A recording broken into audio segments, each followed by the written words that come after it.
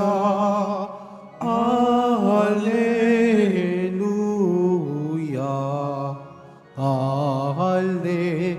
Alleluia, Alleluia.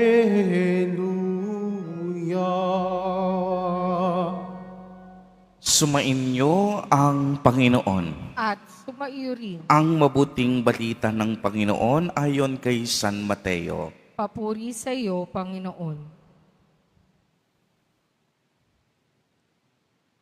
Makatapos mabusog ang mga tao, agad pinasakay ni Jesus sa bangka ang kaniyang mga alagad at pinauna sa kabilang ibayo, samantalang pinauuwi niya ang mga tao. Pagkaalis ng mga ito, umahon siya sa burol upang manalangin. Nag-iisa siyang inabot doon ng gabi. Samantala, nasa laot na noon ang bangka at sinasalpok ng mga alon sapagkat pasalungat sa hangin. At nang madaling araw nang sumunod sa kanila si Jesus na naglalakad sa ibabaw ng tubig. Kinilabutan sa takot ang mga alagad nang makita nilang may lumalakad sa ibabaw ng tubig. Multo, sigaw nila. Ngunit agad siyang nagsalita at sinabi sa kanila, "Huwag kayong matakot, si Jesus ito."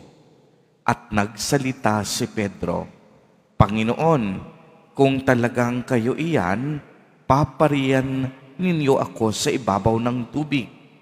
Sumagot siya, "Halika." Kaya't lumunsad si Pedro sa bangka at lumakad sa ibabaw ng tubig palapit kay Jesus. Ngunit nang mapansin niya ang hangin, siya'y natakot at nagsimulang lumubog. "Sagapin ninyo ako, Panginoon," sigaw niya. Agad siyang inabot ni Jesus. "Napakaliit ng iyong pananalig." Sabi niya kay Pedro, "Bakit ka nag-aalinlangan?" Pagkasakay nila sa bangka, tumigil ang hangin at sinamba siya ng mga nasa bangka. "Tunay na kayo ang anak ng Diyos," sabi nila. Tumawid sila sa lawa at tumaong sa Genesaret. Nakilala si Jesus ng mga taga roon. Agad nilang ipinamalita sa buong palibot ng lupaing iyon ang pagdating ni Jesus. Kaya't dinala nila sa kaniya ang lahat ng may sakit. Hiniling nila sa kaniya na ipahipo man lamang sa mga may sakit kahit ang laylayan ng kaniyang kasuotan. At lahat ng nakahipo nito ay gumaling. Ang mabuting balita ng Panginoon. Pinupuri ka namin, Panginoong Hesukristo. Magsiupo po ang lahat. Magandang umaga po sa inyong lahat, mga kapatid kay Kristo.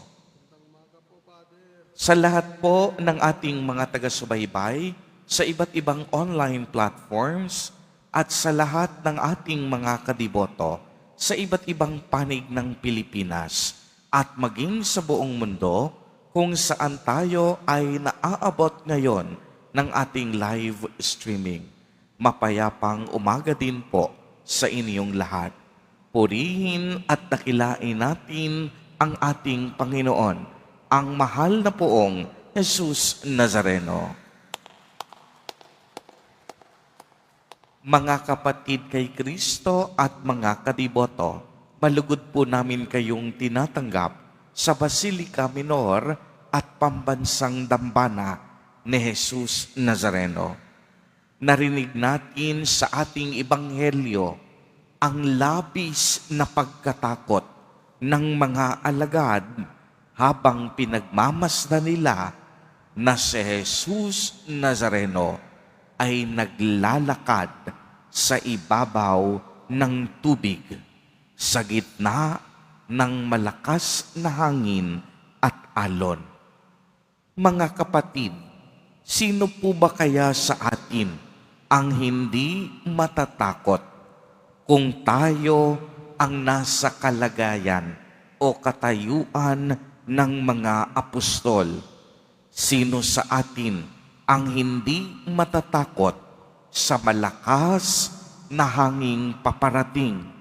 Alam ko, kagaya ng mga alagad, tayo rin maraming pagkatakot sa ating buhay.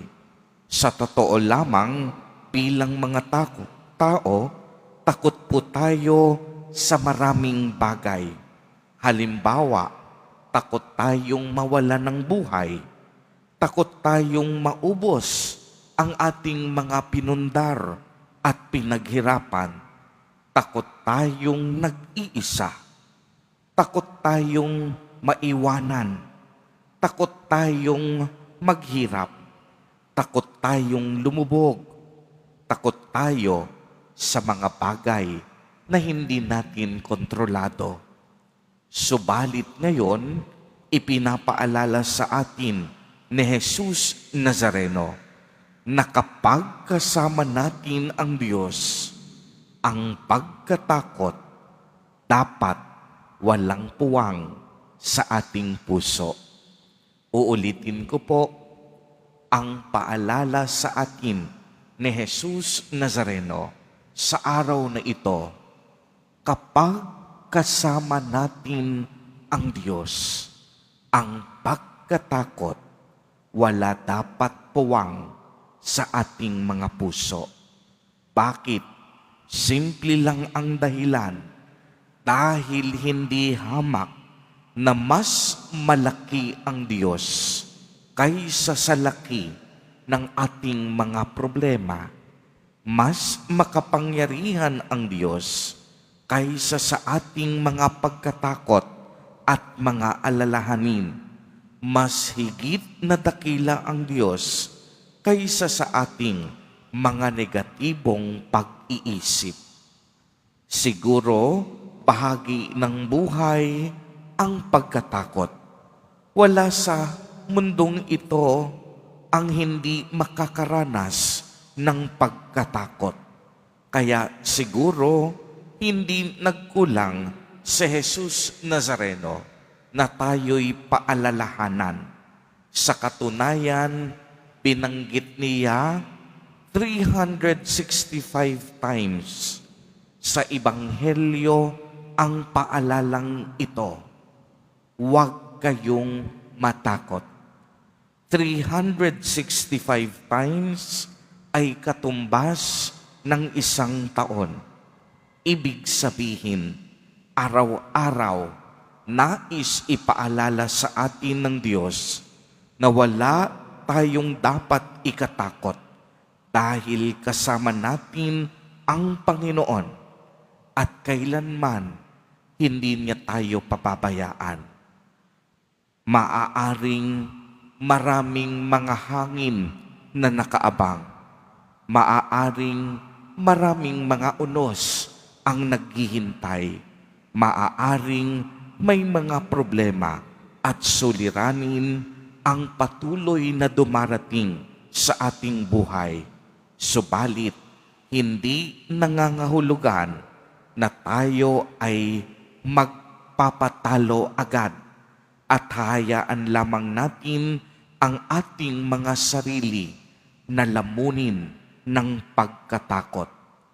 Bakit hindi matibay na pananampalataya ang ating mas piliin kaysa pagkatakot?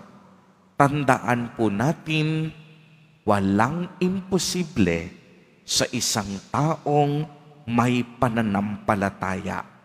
Subalit ang pagkatakot na sanhi ng kawalan ng pananampalataya, asahan natin ang ating pagkalubog at pagkatalo.